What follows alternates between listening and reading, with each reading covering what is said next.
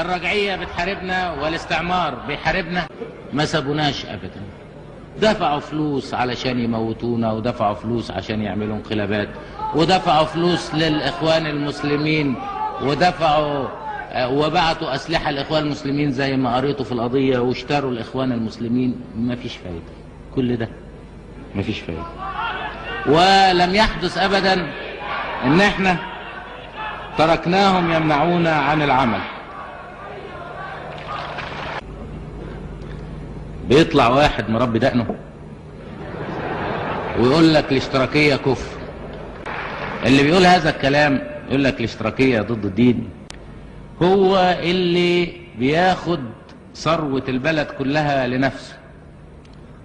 فطبعا عايز يطبق الاشتراكية هيجيب فلوس يوزعها على الناس. طب هو عبيط هيجيب فلوس يوزعها على الناس؟ ده هو بيعتقد ان هو من عيلة مميزة، عيلة الاسياد، وبقية الناس عبيد. هل ده هو الاسلام؟ هل الاسلام قال ان تكون فيه عيلة تسود والشعب كله عبيد؟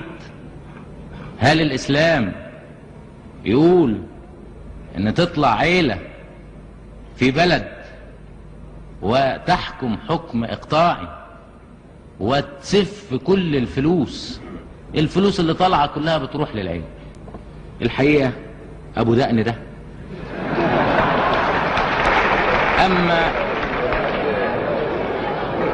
بيطلع بيتكلم هذا الكلام هو عايز يستغفل الناس، وعايز يضحك على الناس، عايز الناس يقولوا له انت امير المؤمنين ونسلم لك بانك تربي دقنك وتسف فلوسنا، لان الاسلام بيقول كده. الدين هو المساواة. الدين مش ابدا ناخد اموال المسلمين لواحد وعيلة وعدد من المنتفعين. اللي عايز يطبق الدين ما يقسمش الشعب الى عيلة وشعب، عيلة من الاسياد وشعب من العبيد. ده الكفر، ده كفر الرجعية. الرجعية اللي بتحاول انها تستغل الدين علشان تستغل اموال الناس وتأكل اموال الناس بالسحت.